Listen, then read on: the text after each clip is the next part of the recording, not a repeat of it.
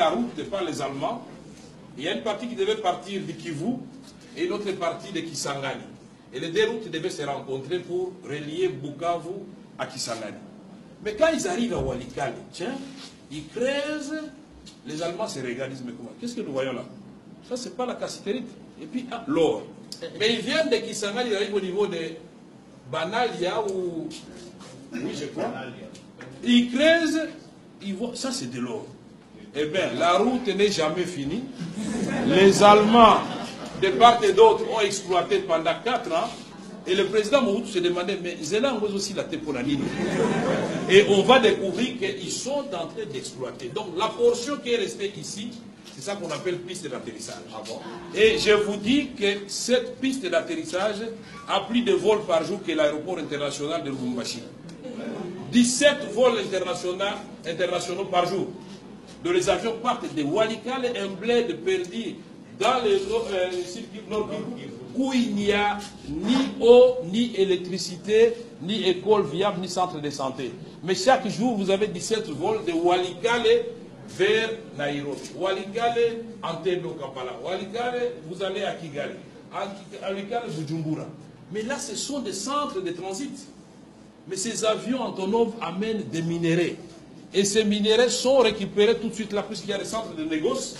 Et les multinationales savent très bien, puisque quand on a fait la loi Dodd-Frank par le président Obama, l'administration Obama a fait la loi Dodd-Frank qui dit que toute multinationale américaine qui sera désormais citée dans un rapport comme exploitant les minéraux du sang à l'est de la République démocratique du Congo sera radiée et traduite en justice. Nous aurions voulu que les Canadiens fassent la même chose, les Belges, les Britanniques et les Français, les Australiens, tous ceux qui ont des multinationales qui viennent ici, le groupe Banro, il y a tout un tas d'entreprises qui prolifèrent.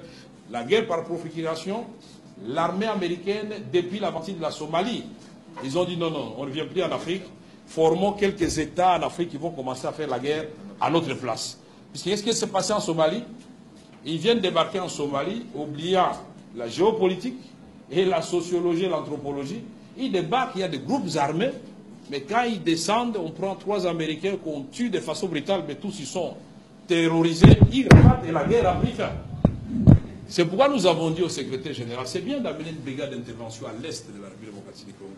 Mais quand vous voyez du nord Katanga, de Tanganyika, jusqu'à Dungu en province orientale, donc à la frontière du Soudan, mais c'est un territoire plus grand que l'Europe occidentale. Mais comment pensez-vous que 3000 hommes vont se déployer ici et réussir là où 17 000 hommes, 18 000 hommes de la MONUSCO n'avaient pas réussi? C'est pourquoi il faut prendre des précautions. Parce que dans les temps, on avait eu Artemis dans l'Ituri avec la France. C'était des coupes chirurgicales. Pendant 3 mois, ils ont terminé le travail. Pourquoi? Parce que si le plan interne a créé un minimum de consensus, si le plan interne, on a localisé les chefs de bande et les chefs de groupes armés, on les a identifiés, mais si vous faites l'obstacle, on va vous arrêter. Et l'affaire est bien partie. Mais les M23 menacent les Nations Unies. On ne fait rien. Et alors, et notre aventurier va menacer et les gens continuent à mourir. Voilà ce que nous disons. Guerre par procuration, ça peut être les multinationales, ça peut être les pays voisins, malheureusement aussi les Congolais. Et ils bombent les torses, ils disent je suis un grand rebelle. Mais vous n'êtes pas rebelle, monsieur. Vous êtes un pantin parce que utilisé par des pays étrangers pour déstabiliser votre propre pays. Ce sont des choses que nous devons bannir. Et les Congolais, malheureusement, pour accéder au pouvoir, ils sont prêts à tout. Y compris les pactes avec le diable, il va le faire pourvu qu'il ait le pouvoir. Mais vous allez régner sur qui? Nous sommes quel nombre, quel pouvoir nous avons par rapport à la ZLECAf? Nous aurons quelle notoriété dans la ZLECAf? Alors, Honorable Président, nous allons adhérer, mais que ce soit une garantie. Que ces pays qui nous déstabilisent prennent un engagement ferme de ne plus jamais être impliqués dans la déstabilisation de la RDC, parce qu'ils vont être profiteurs, bénéficiaires, nous allons être leurs consommateurs. S'ils prennent l'engagement, nous allons adhérer aujourd'hui, mais que le mandat du chef de l'État à la tête de l'Union africaine soit une occasion de lobbying international, afin que ces pays membres de la ZLECAf, et spécialement les pays voisins, cessent de nous déstabiliser et de détruire notre économie, parce que nous allons toujours souffrir comme ça